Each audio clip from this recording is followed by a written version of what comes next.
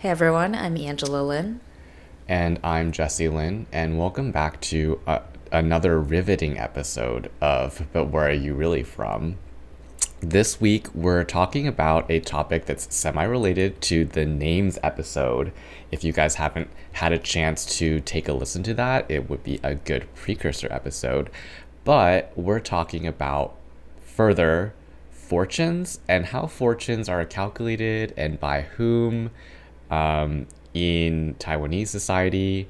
And this is a very timely topic because I'm not sure if I told you yet, but I got my first speeding ticket. So it would have been really nice if I had consulted someone and they told me, but it was an expensive ticket. Yeah. Yeah. I'm not really sure that's how fortune telling works, Jesse.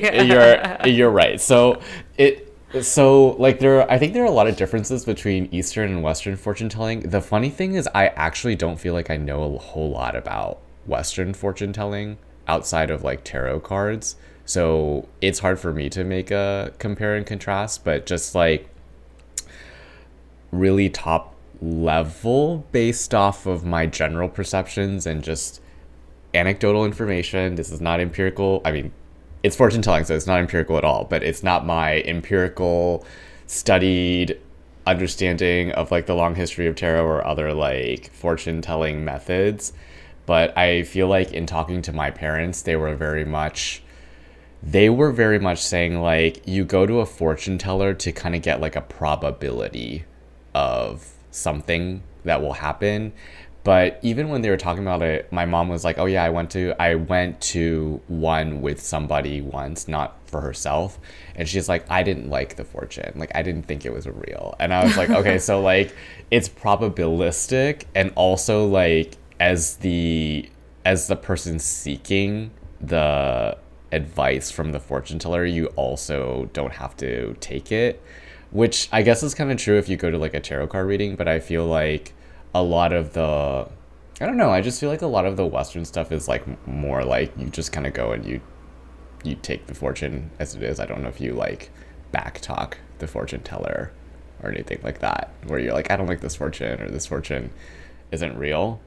And I also don't know. I mean, you probably tell me if you know more about the historical backgrounds of tarot and other fortune telling methods, Western wise. But what my dad told me is like all the different fortune telling methods come out of the i-ching, which is the i-ching for everyone else. And he told me that there were, okay, I have notes. He told me that there are basically like five different kinds of topical fortune telling that comes out of that. So the first is this thing called san, like mountain, and this is about like yin yang feng shui. So it's like about how you arrange your living spaces as an alive person, and also about how you arrange the space for someone who's passed away, because both of those things have some fortune effect on your current life and like your future life. There's a thing called E no, sorry, and that's just like regular medicine, like Ishan, doctor. There's a thing called Ming, which is like where we're kind of talking about like the Shuan Ming's kind of stuff. There's a thing called Pu, and he was explaining this is kind of like luck based divination, kind of. So you like throw a coin, heads or tails, the pattern tells you something. And he also mentioned that this kind of divination can be done with animals. So like he's like some people have birds that will like pick the coins for you. And the last thing is xiang. So like what your face looks like, and they take into consideration like your eyes, nose, mouth. There are like five different ones. So it's I think there's eyes, nose, mouth, ears, head, maybe like forehead. And those are like the five different like topical areas that a person that someone who is skilled in not Asian fortune, Taiwanese fortune telling, like traditional fortune telling, would be able to use to assess like the probability of like luckiness for something. Did he tell you at all? Because, I mean, I think we're jumping kind of between what our topics were supposed to be, but since you already brought it up, the I Ching is like a really foundational text to Taoism. which is the religion that we grew up with. So, did he explain why it's like so integral in Taoism? Because I get like very confused with that kind of stuff. Because, like, for example, I think semi recently I was telling you that I reread the Tao Te Ching of like, but in English after I did psychedelics and I was like more open spiritually. And that text is one of the foundational texts of Taoism, and I read that, and that all made sense to me. Like, it had nothing to do with like divination or like, what I deem more superstitious stuff versus like i-ching. I bought it because it was like I was like, oh, I really liked the Tao Te Ching. Maybe I actually would get into like the rest of Taoism if I had the English text. And I tried to read it, and I was like, very confusing. I stopped reading it, but I didn't know at all that it was like a divination text, and I don't understand why that it's like foundational to Taoism as a religion. Well, I didn't even know that, but I can conjecture to it because I think about like Taoism as a religion is this kind of like philosophy on how to live with yourself and to be one with nature, kind of like being part of nature and following like a natural path is like a very important part of it, I think. As far as I understand from talking to my parents, the divination aspects, like the different elements that I just went through, they're all very much about how to arrange your life to live a natural life in a way where things flow smoothly and you feel more integrated kind of into your life. So maybe for me, just thinking about it that way, the connection is like the divination is almost like how to fulfill your destiny by being more integrated into nature. And so maybe that's where they connect a little bit. That because I feel like with like I don't know. I like growing up thinking about fortune telling. It's like the whole like dumpy lady, crystal ball, like tarot cards kind of thing, which is really there's no connection for me to anything like it's not like connected to nature. It's just kind of like oh my god, like they can somehow like look at your destiny, and your destiny is kind of just like amorphous thing that just like sits independently. But this is more like your destiny is tied with nature, and so like all of those any recommendation, any advice would be connected with your kind of like natural path, if that makes sense. Interesting. Um, Yeah, I found similar stuff. I didn't get a chance to talk to my parents more deeply about it beyond the kind of like few times they've done it, but it seems like yes, there are multiple methods, and then but one of the like more common ones is called like 八字, which is the one where you're like you tell them everything about your birth date, hour, like all the like information they need to understand kind of like where in the astrological grand scheme of the cosmos you were born, and then thereby like what your destiny kind of is ordained to be.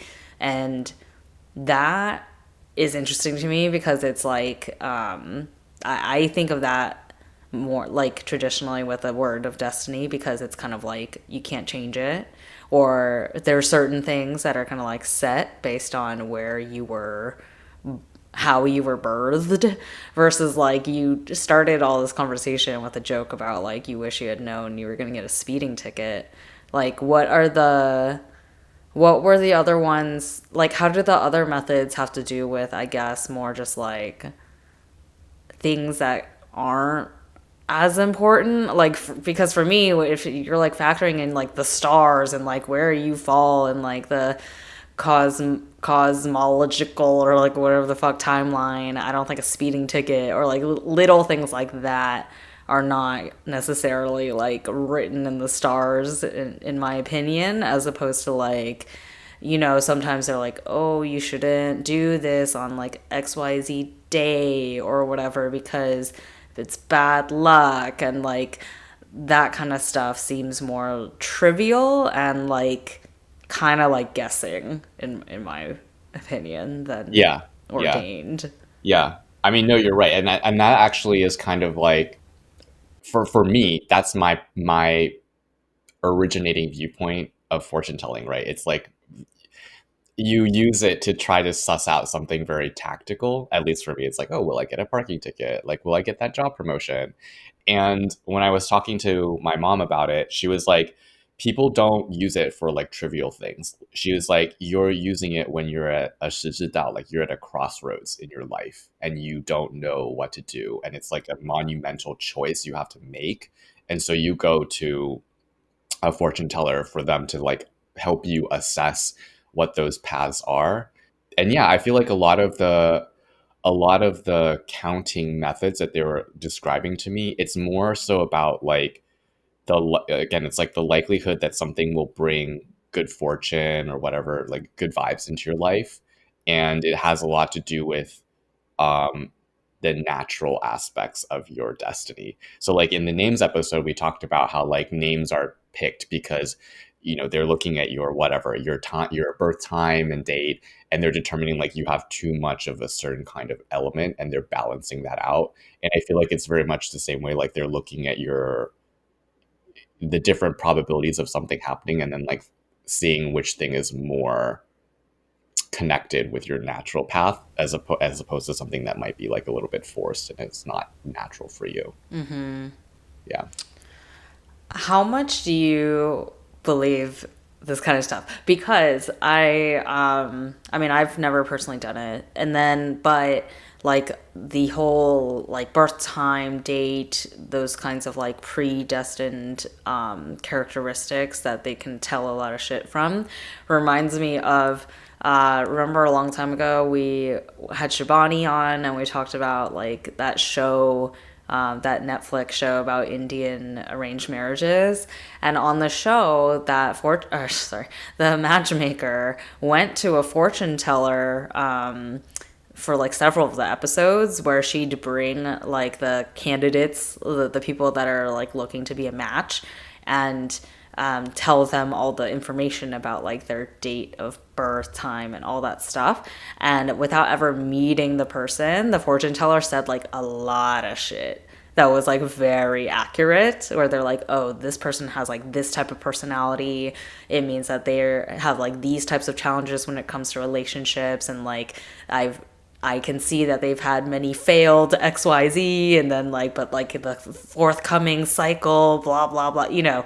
And it was kind of like crazy spot on without someone ever like meeting a person or, even talking to them. So I feel like there's like something to it, but how much do you feel like is, actually legit versus like, I don't Well, know, really I good mean, I at feel like deception? we sit on opposite ends of the woo woo spectrum. Yeah. Not that neither of us are on the woo, or not that I'm not on the woo spectrum, but I'm on like the more skeptical side. Sure.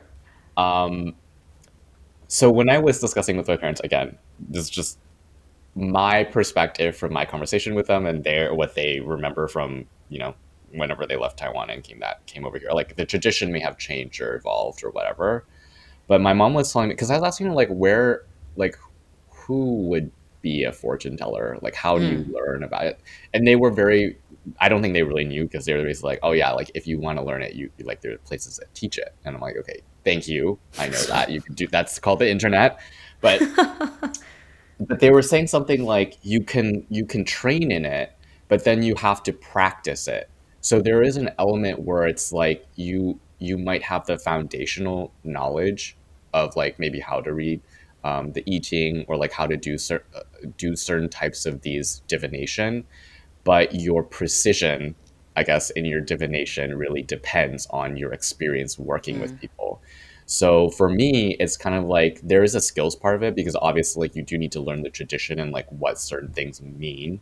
But the other part of it is almost kind of like a mentalist thing where you're reading all these different aspects of the person that's talking to you. So like you're coming to me, um, you don't have a smile on your face, you're wearing a lot of makeup, your hair is up, you're in a fancy like you're reading these different things Yeah. about the person coming to you, and that's factoring into your assessment of what their fortune can be. Yeah. And so I think almost like from the Western perspective, I think of it as a mentalist because it's like a person who's they're not divination anything. They're like they know you look a certain way and that means a certain thing about you. But on the flip side, that kind of is divination, right? Like you Mm. know something about a person even though you've never met them just by Mm. how they look. And that is kind of like that like aura reading kind of situation. It's just like seen differently. So like from the Mm. mentalist perspective, it's like you have experience knowing that certain kinds of individuals that look like this have these qualities or have these needs. But that can be fortune telling. Like if I probably told, I'm not sure there's the word for mentalist in Mandarin. Oh, I have no idea. But Yeah. like if I probably told my parents that, they'd be like, yeah, that's probably like part of what they're doing. Like they're Yeah. reading the person. Yeah. So it's both, I think, empirical in a sense and also woo woo in another sense. Interesting. Yeah. Yeah. That like brings me to the whole like because when you were like, "Oh, I don't really know what is considered Western fortune telling." For me, in like doing the research and also just generally as someone who is more woo woo and also just like loves ghost stories and like that kind of that whole side of things, I was like, yeah, well, it kind of depends on what you define as fortune telling and divination and all that stuff. But like this whole idea of like the mentalist type, like, conjecturing reminds me of like mediums, right? Like psychic mediums who can tell like some I personally think that there are people that have some sort of innate like power to like that are just a little bit more open to the like world, the physical world and the spiritual worlds, and they can like they have some of that. But I think there's a lot of crooks out there that are just like making shit up, and a lot of with psychic mediums, the ones who really like prey on people that are vulnerable, especially ones who just like lost someone and they're kind of looking for some closure. A lot of times they are just kind of like, okay, based on how you look, I'm gonna guess like you lost a parent based on your age versus like a lover or whatever, right? And like when they're like, oh, I'm seeing a name, and they're like, it's a man's name, like they're kind of like asking you to feed them stuff, right?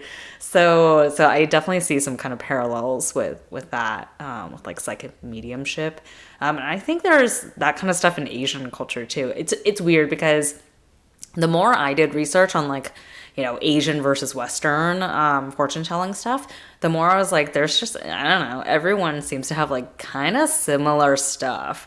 Like, yes, there is, like you mentioned, the kind of like pillars of traditional Chinese fortune telling, but a lot of that stuff is like also in a bunch of other cultures that are not Asian too. So like palm reading is one of them, and like, you mentioned the features, right? Like how your face looks. I'm sure other, cultures are using that kind of stuff too. And definitely a lot of cultures do the thing where you like throw stuff on the ground, right? Like sticks or coins or like bones or whatever. It's like part of it for me feels like it's like all this stuff is a lot older than necessarily one specific culture. It kind of comes from like, when humans were like, I'm not saying like caveman days, but like somewhere between caveman days and like first civilized society, people were always trying to like make out what the universe means, right? And like a lot of times back then it was like, oh, there's a god of fire who's like mad at us right now, and like this is why it's happening. But like you mentioned Taoism being about kind of like interpreting nature and like how to be one with nature. I mean, that all makes sense to me, that like all this stuff started a long, long time ago when people were a lot closer to nature and like using things from nature, like animals and, how leaves are falling, and like kind of trying to find patterns and all that. So, I mean, I'm sure there's some like cultural, borders you could draw in terms of like the actual methodology of certain of these methods. But for me, it just feels like it all stems back from like, early human life and trying to like make sense of the world and all the like crazy shit happening that you can't interpret, right?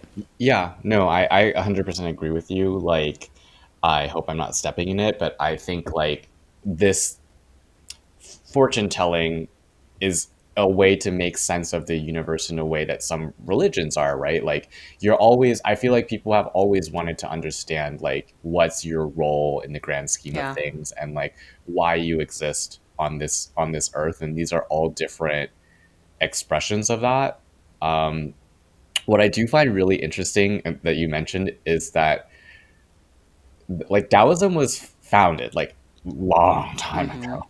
And even then, when they weren't that modern, they were concerned about being separated from nature. And now I'm like, oh my God, we're like so far away from that Yeah. that it's like crazy that at that point in time there was already somebody thinking about like how divorced we are from being in the natural environment that we came from. Yeah. So I guess like most of these things are just about kind of like restoring that in a way, maybe not restoring, like honoring that in a way, because I feel like most people understand like we can't go back to being like caveman, like that's just not going to work. But that doesn't mean that we can't live in a way that gives some weight to the fact that we are animals and we came from nature. Yeah, Yeah. Yeah. yeah. Well, okay, so changing gears a little bit. Earlier, you mentioned that your mom said, you know, the way people use fortune telling is not for petty small things, but usually for like big crossroads type things. And something that I came across in my research, and also one of the like tidbits my parents did tell me in the past that I found interesting is like, I mean, we can all kind of understand why fortune telling and like mysticism type stuff came about earlier on, right? Like we said, there's lots of stuff you just can't explain, especially like before science was as, you know, prolific and all that stuff. But like, why is it still so prevalent in modern society in like, in many places, but like definitely throughout Asia? It is like very common, the practice of fortune telling, and it's not looked down on. It's actually seen as like a legitimate form of like getting clarity on a situation. And I think a big part of it is something related to what my dad said as a one off kind of joke, but I think it's true. He was like, oh, Chinese people don't have therapists, they have fortune tellers. Like, they don't go see therapists, they just go to see the swim meet. And I thought it was funny when he said that, but I was like, actually, that's like totally legit because mental health is something that we've discussed a lot is like still pretty looked down on in terms of like trying to get ahead of it and like take care of it. In Asian societies, like it's not common to go see a therapist just cuz and like just to want to like take care of you know preserve your mental health. And anyone who is seen as someone who goes to talk to a therapist is seen as crazy, like they have something wrong with them, as opposed to someone who's just trying to like be, you know, live their best life, which is where the Western worlds are trending, right? And so I was reading that, yeah, a lot of people go to fortune tellers as a means to get like professional help essentially in a way that isn't looked down on by society. So it's not as frequent as like, you know, a therapist you probably are going more often than like once a year or whatever versus like in the case of fortune telling, it's not like every week you're going to go see your fortune teller, but like maybe it's a couple times a year or whatever. And like, I don't know, you mentioned something about like your mom was like, oh, I don't believe that fortune. Like, I'm rejecting this fortune, right? I think a lot of times people seek validation in what they were already going to do, or like getting someone to like getting an quote unquote objective third party to tell them like, oh yeah, you were that's a good decision, or like, yes, the cards are showing that like you should be going down this type of path anyway. And then you're just like, you're getting the validation you needed, as opposed to if they say something that's like not what you wanted, you might reject it and be like, oh well, this is all a sham anyway. You know, like it's because you just want that kind of like outside assurance. And for me, that's not the only role therapists play, obviously, but a big reason I go to therapy is that sometimes, especially in like conflicts with other people, the only people that were there are like you and that other person. And so if you feel a certain way and that other person is not validating the way that you feel, to have a third party come in and like hear the situation and say like, yes, it makes sense that you would like feel this way, or based on the way that person acted, like, you know, it's normal to feel XYZ. Like that validation is a big reason I go to therapy. So I can see like parallel in the use of fortune telling to seek validation for something you wanted to do or didn't think was right already, and Yeah. then getting like that source of truth, right? Yeah. Did you read that from the Vice article? There's a Vice article. No. Oh, okay.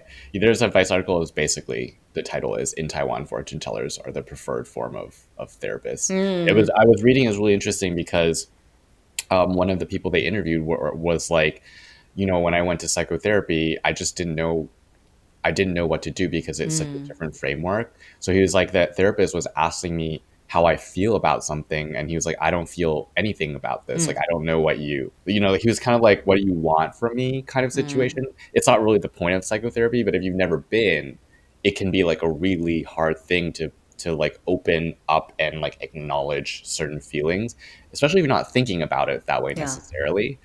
And they do mention that I think a lot of that is replaced by visiting fortune tellers or having certain superstitions like that to, I don't know, kind of like bring a little bit more objectivity, as you were saying, that whole third person view into a situation where that could be very subjective, right? You might have many different ways to resolve a life crossroads issue. Yeah, the feelings thing is interesting because I'm sure that a lot of the reason why traditional therapy doesn't like resonate necessarily with Asian culture, or like more conservative Asian culture, is that we are not raised to talk about our feelings. Like it's not common for us to like acknowledge what we're feeling in any given moment and like give validity to it and kind of like process that. So I could see why it would be really difficult to ask someone in like Taiwan, traditional Taiwan or whatever, right? To be like, Mhm. "Oh, how did you feel in that moment?" It's like, I don't fucking know. Uh, Like I don't know anything about my emotions. yeah, Versus, we've talked about this many times. It's a stereotype, but it's true in many places, is that like Asian culture respects authority a lot, right? And like any authoritative figure, a lot of times like kind of brings a sense of like calm to people to listen to an authoritative figure. And so if a fortune teller can like be really confident in their answer to like, you should not do this because the stars show that like your destiny is not that way, then you feel like, oh, he knows something that like I don't know, like this is just what it is, so I'd better listen to him. And you kind of feel a sense of security in having someone who seems to know it more than you do tell you to do that thing, right? yeah, yeah, exactly. And another one of the articles that I was looking at, survey data from 2004, which is like really, really old, but it said like 36% of the population thinks that fortune telling can help in evading disasters. And these are the next two ones I think are really interesting. 56% view it as helping to provide peace of mind. So definitely Yeah. that whole like mental health, mental comfort. Yeah. And 53% credit it with influencing daily behavior and thoughts. And one of the main guys that they were interviewing for this article was saying like he personally thinks that fortune telling is still popular and around because of the uncertainties of modern society. So he's saying like Taiwan has changed so fast, so quickly, and it can make people feel like it's like a little out of control. Like when your life changes really quickly, you're like, oh my God, like what's happening? And so having this as a kind of a way to mitigate your feelings of uncertainty around new things and the modernity of society, I think is also a reason why it's still very popular. Well, I think we talked a little bit about this, but maybe there's more we can dig into here, which is kind of like the crossover between the practice of fortune telling, or like these kind of objective, quote unquote, objective third parties, and spirituality, religion, all that stuff. Because I think part of why I was interested in doing this topic is that it's like the idea of fortune telling has like I've come across it more in like things I'm watching. Like, for example, I'm watching like Korean dramas more, right? And like they're often kind of subplots where they like go to a fortune teller to kind of like, get a certain reading, and it influences them a certain way. And in Korean ones, I'm sure it's not just in Korean culture, it's probably in a lot of other Asian ones too, but like there's a certain type of fortune telling where they get possessed by a spirit, and it's that spirit that's like telling, reading a certain fortune. And yeah, I don't know like everything about this, but I looked a little bit into where it exists in Chinese culture as well. And it seems like, at least in Chinese culture, the thought is that some of the possessions are by like gods. So like deities will like use human vessels to embody to like tell a certain thing. And then I think I know where your head's at, but like when we were kids growing up in temple, we like once a year or whatever, they had like those really big gatherings of like different Taoist temples across California would like meet and have like a big Taoist day. And we had like, I don't know what their technical like titles were, but they were like leaders in the Taoist community, but had like certain special roles. And there were like possessions kind of that they would like, start. I don't know. To me, it was weird because I was like, I don't know what's happening, but they like suddenly seemed like, they were acting different, like a totally different personality. And then they Yeah. would like draw with their feet or hands like in the sand and like make certain patterns or words or whatever. And I didn't really understand why that was happening or like what was going on. But Yeah, yeah. so I was literally about to say that, Yeah. and they have they're mediums basically. Yeah. There's some mediums that they bring in a few times a year to like channel one of the gods, and I remember very vividly they had so the medium was activated. Let's say Sure. I don't know if that sounds really icky. I She was mean, okay, activated. sure. Yeah. And she was, we had those like offering plates with fruit on them. Yeah. She was passing out and had grapes, and she's like, everyone take a grape. And she's like, does anyone not have a grape? And there were like a few people who were like, we don't have it. And she's like, did anyone take two grapes? And people were like, yes. And she's like, yeah, there should have been enough grapes for like everybody, like just one for everybody in the room. And I was like, oh. As a kid, I was like, oh my god, oh my god. And they make it like very convincing whether it's real or not, because at the end of the activation, the person just like falls and they're like Yeah. cold for like, I don't know, like an hour or something like that. But yeah, it is very I honestly, when you were saying that, I was like, who does that? And then I was like, oh wait, we did that. You were like judging. You're like, what fools think this shit is I was real? like, invite somebody into your body. Absolutely not. Well, no, it's not that. It's not that the people who were seeking answers went and were like, please possess me, soul, like spirit. It was that the fortune teller they went to is like Oh, their okay. power Oh, is oh, okay, derived okay, from a okay, spirit. okay, okay. Yeah. That makes more sense. I was No, like, no, no. what?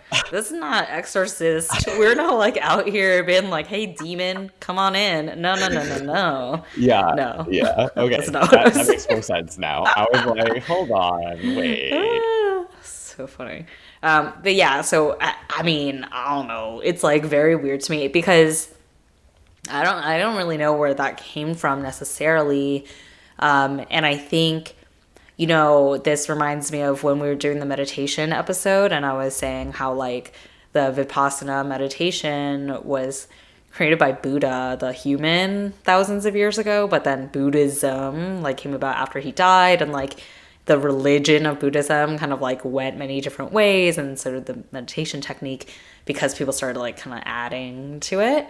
And for me, it's interesting because Taoism is what we were raised with. And I just wonder where like I don't know, the splintering happened of like how Taoism evolved into something that can both be about just like being one with nature and also the having these like mediums possessed by deities and like drawing things in the sand. So I don't know how this stuff happened. Well, I feel like the tradition is always it's like, passed down word of mouth sometimes. Sometimes there's written documentation, but even then, like people can change that throughout the years and that can really transform something that used to be this one thing to be something else. Yeah. So I don't know. I mean, like you said, we're on different ends of the woo woo spectrum, but I'm not like, I certainly don't believe everything at face value. And so for me, I find it difficult because it kind of reminds me more generally about the way that I see spirituality versus religion, where it's like, what does spirituality mean to me in terms of like what I believe and the values I hold and the kind of person I'm aspiring to be based on those beliefs, as opposed to like what a certain book says it's supposed to be and how people have written what that religion is supposed to be, right? And I'm kind of like struggling with accepting both as like true. But I guess it doesn't matter if I do or not. It's like each person decides for themselves what their truth is. Yeah. yeah, no, I agree. I think it's a very personal thing. And I think even like I feel like using a fortune teller is also like a very personal thing. Oh, Just yeah. because like the circumstances from which you would want to go are usually like very impactful in your life. Yeah. Did you also learn anything from your parents about, because I think part of what we want to talk about, and you've already mentioned, is just like experiences our families have had with fortune telling. And for me, all I know is that, like, we talked about the names thing. My dad definitely went to fortune teller to get options for my brother's Chinese name. They didn't do it for me because I was already in the US and, fortune telling's not as practiced here. But what my mom has done separately it was like when Ramona and I got engaged and we were thinking about wedding dates, she definitely was like, "Oh, you need to tell me the dates that you're thinking because I need to like cross reference with like the lunar calendar to make sure that it's not an unlucky date or whatever." And I don't think she went to a fortune teller. I think there's just like, I don't know, sources, like texts that she can reference that kind of allude to these like lucky versus unlucky dates. Um, have your parents like referenced that kind of text or like do they go to people for that kind of stuff? Honestly, they didn't really like I asked them if they used it before and they did like aside from the anecdote that my mom gave me, they didn't really say. So I'm gonna say no, but I also think that like with certain common events like that, like a wedding date is a very common event. Yeah, You can probably just there's probably something online that will let you tell like the sure. date, like astrology kind of like Yeah, your yeah, horoscope for today, like yeah. kind of situation. For more like tricky things, I don't know necessarily if there is. But no, they didn't. They didn't particularly want to share any potential traumas that they brought to the fortune teller. What, your Asian parents didn't want to talk about feelings and trauma? How bizarre. Yeah, so they didn't say anything, and so I was like, I'm not gonna press, Yeah, yeah, yeah. basically. Makes sense. Makes sense. The horoscope thing you mentioned is interesting because when I was doing the research, it was like, again, what's the definition of fortune telling, right? Because a different source that I was looking at also lumped in things like the Chinese horoscope and like feng shui and all that stuff as defined under the realm of fortune telling. And so then I was like, I mean, anything could be fortune telling that because horoscopes in my mind is like cross cultural, right? Like the idea of looking to the stars and kind of like where you fall in that is every culture has done that. And like, yes, we have different animals in the Chinese zodiac and, that horoscope, but like, it is still based on things like your birth year or month or whatever, and kind of like personality traits that you supposedly have, and all that. And I don't know if you know, but Karen, before before she had a baby, one of the hobbies that she got into was astrology, and it was like really intense. She had like this massive book, and she was also like, "Oh, I need to know the like exact date, like exact time you were born, and like which day of the week it was, and like all this stuff to like find your real astrological, like astrological, not fortune. That's not how she said it, but like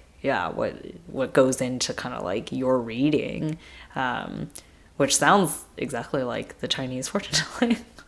You know what you when you were just describing it, one other thing popped into my head and kind of like differences is I feel like um in media and how generally like Western fortune telling is portrayed is like you're going to the fortune teller to demystify like a past event or a future event. But to your point with like feng shui and stuff, some of that kind of fortune telling isn't so much trying to demystify the past or secure knowledge of the future, but it actually helps you build auspiciousness or fortune. So like feng shui is not necessarily about demystifying your past, although you could look at the feng shui of a room and say like, oh, you've been sick because it's arranged incorrectly, but the arrangement is to help you develop like better fortune or better health. It doesn't necessarily mean that you will have it, or it's not necessarily telling you something about a health event in your future. Yeah. And then the things like horoscopes, because now I'm like, are we all just like are we all just seeking fortune telling all the time? Because when I grew up, like all those like teeny bopper magazines, like J14 and like 17 and whatever, they all have horoscopes, right? And I loved that section. I'd be like, ooh, what's my, who am I going to fall in love with? And like, what's my career thing? And it was, you seek, you look for what you want, right? Because like they could say 20 things in there and three of them could sound kind of like something happening in your life and be like, yes, this is spot on.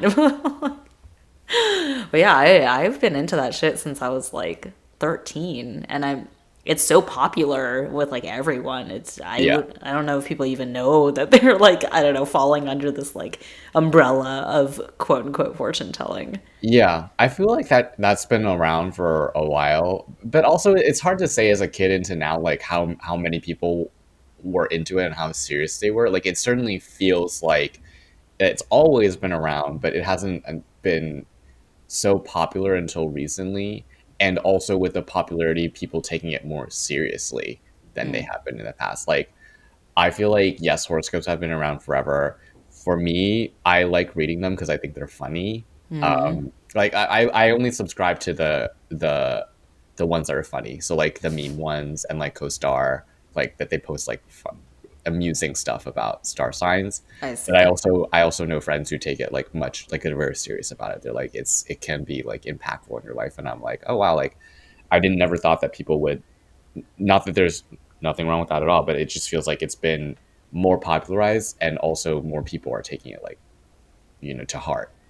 I mean, yeah, I think there are a lot more people now who kind of see like your horoscope sign as like a foundational kind of like identity marker of what kind of person you are, right? Like it's a trope, but all the jokes about like, oh, you're a Gemini, oh, makes sense, or like that kind of Nice.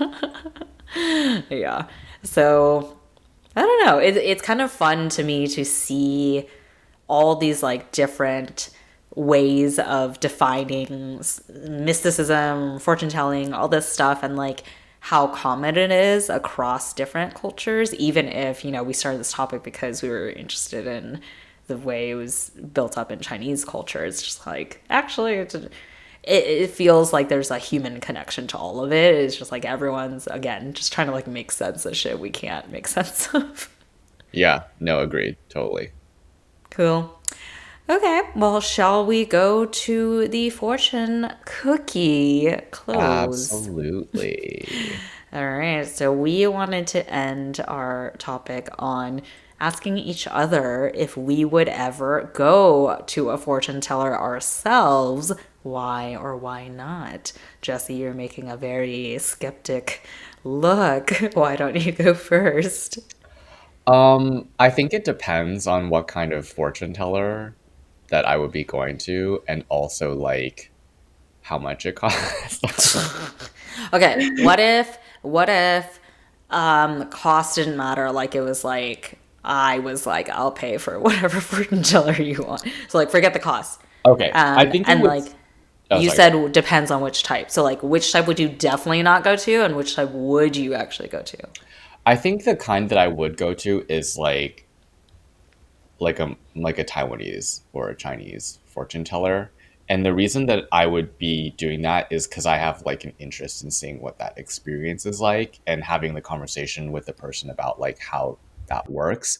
But I'm not necessarily bought into it. So I was recently listening to this other podcast and they were talking about how like, you know, it's a uh, pair of gays, and they were saying how one of them went to Seder or something like that with the Jewish family, the partner's Jewish family, and basically he was saying that they observe the holiday, but they don't believe in any of the mystical parts of Judaism, but they still participate in it because of what it represents for them in terms of their culture, um, as Jewish people. So that's kind of the way that I think about it too. Like it's not necessarily that I believe the thing, but I am interested in participating in it because it is part of my culture and I want to see what that experience is like.